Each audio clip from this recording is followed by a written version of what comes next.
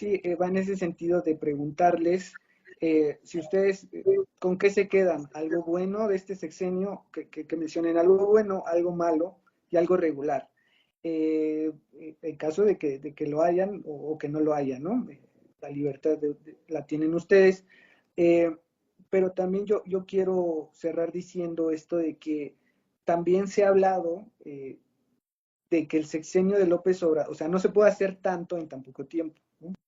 Y esto lo mencionan mucho los simpatizantes de López Obrador.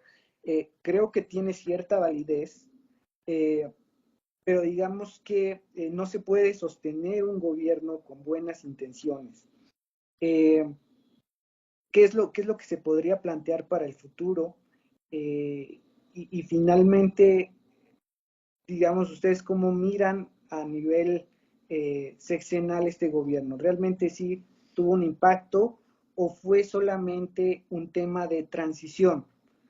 Entonces, si fue un tema de transición, al siguiente gobierno es a quien le toca finalmente llevar a cabo la cuarta transformación, entiéndanse como los preceptos que había mencionado de López Obrador, ¿no? Combatir corrupción, pobreza y seguridad. En ese sentido, yo creo que si el objetivo de López Obrador era generar esa transición a un nuevo partido, pues lo logró, ¿no? Porque parece ser que se va a mantener en el poder.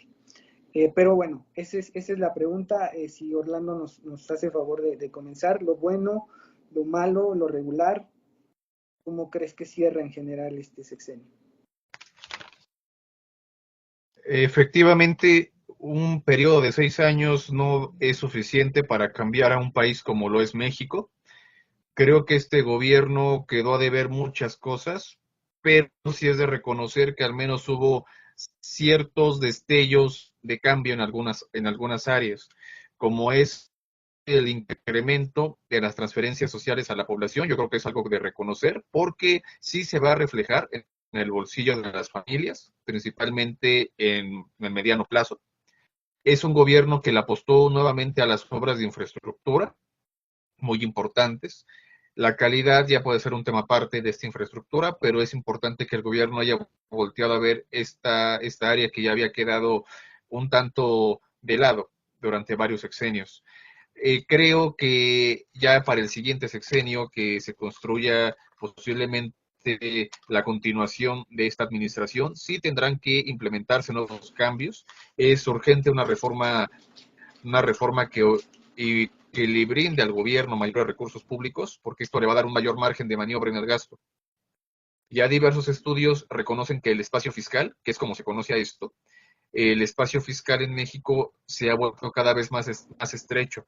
Y con el incremento en el gasto en rubros como las pensiones y ahora los programas sociales, este espacio fiscal se hará todavía menor y hace falta buscar mayores recursos.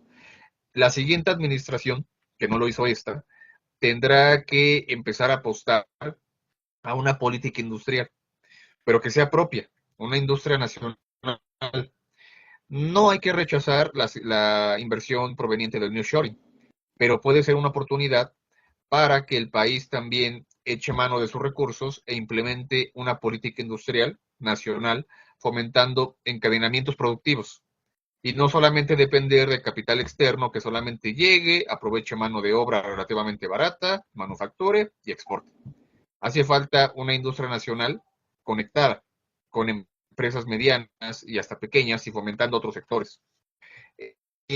Tal vez suene un tanto radical de mi parte, pero si se deseara realmente cambiar esa estructura de política económica y darle mayor margen de maniobra, y no lo digo yo, lo dicen muchos expertos, este país tendría en algún momento que implementar alguna especie de control de cambios o alguna especie de medida del flujo de capitales, como se viene realizando en países como Brasil o como Chile, y no depender al libre albedrío de los capitales que cuando quieren llegan y cuando quieren se van, con las repercusiones macroeconómicas que esto tiene.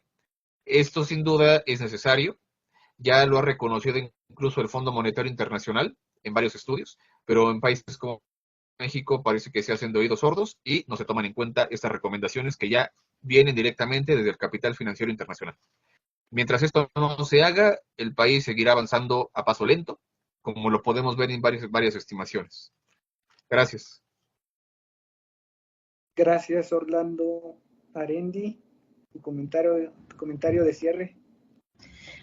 Eh, bueno, yo me quedo con lo bueno de Manuel López Obrador, es que sí, efectivamente hubo una reducción de la pobreza importante. Hay que analizarla con cuidado precisamente por lo que sucede con otras carencias, con las remesas precisamente, pero creo que al final resulta que es bueno la reducción de la pobreza. Lo regular es que no hay una política ambiental, insisto en esto, que es necesario, existen ya eventos naturales que están afectando a nuestro país y que es necesario revisar qué es lo que debemos hacer para contrarrestar o al menos tener resiliencia contra estos eventos. Entonces aquí es un punto regular, se necesita tener mayores objetivos, mayores planteamientos que tengan y que combatan lo que sería el cambio climático, hacia dónde vamos. La Lo crisis del malo, agua, ¿no? También. sí, precisamente, ¿no? Tenemos una escasez de agua importante, ahí hídricos, que es otra cuestión y es un tema relevante que posiblemente se podría discutir en otra mesa. Eh, lo malo es la seguridad con la que cierra el, el sexenio. O sea, hablamos de 30,000 homicidios al año que están aquí reflejando un problema grandísimo del país y que sin duda no vamos a tener como esta inversión, como el crecimiento, si no tenemos la seguridad que necesita un país y la seguridad y realmente un Estado que represente en los países a la población y no necesariamente a través de los militares. Entonces aquí hay un planteamiento de seguridad que debe de tomarse en serio y bueno, para beneficiar a la población. Con eso me quedo.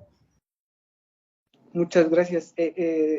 Solo por decir algo, parece que la economía criminal, estos grandes grupos, ellos sí hicieron su reforma fiscal, ¿verdad? Porque siguen ampliando, siguen aumentando el pago de piso a todos, digamos, los comercios en cualquier lugar de nuestro país, ¿no? Luis, por favor.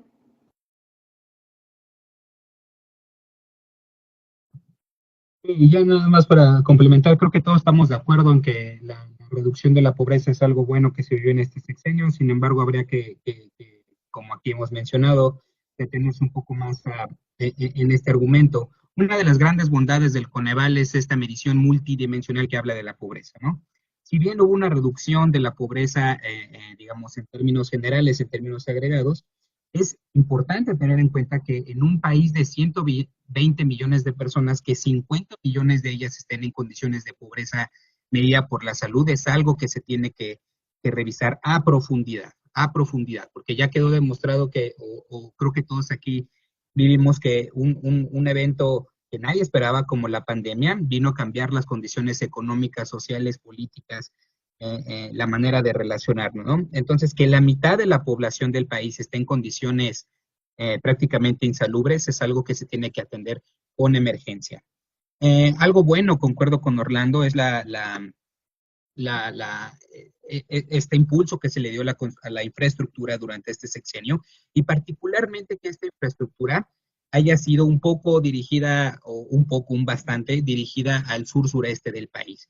Esos tres estados que por siglos y siglos han estado en la oscuridad, el sureste de nuestro país, que mínimo en este sexenio, en estos 6 años, que también ya quedó claro que 6 años es poco para cambiar la realidad de un país, pero que mínimo en estos 6 años se haya volteado a ver al sureste de nuestro país, considero algo también muy, muy beneficioso.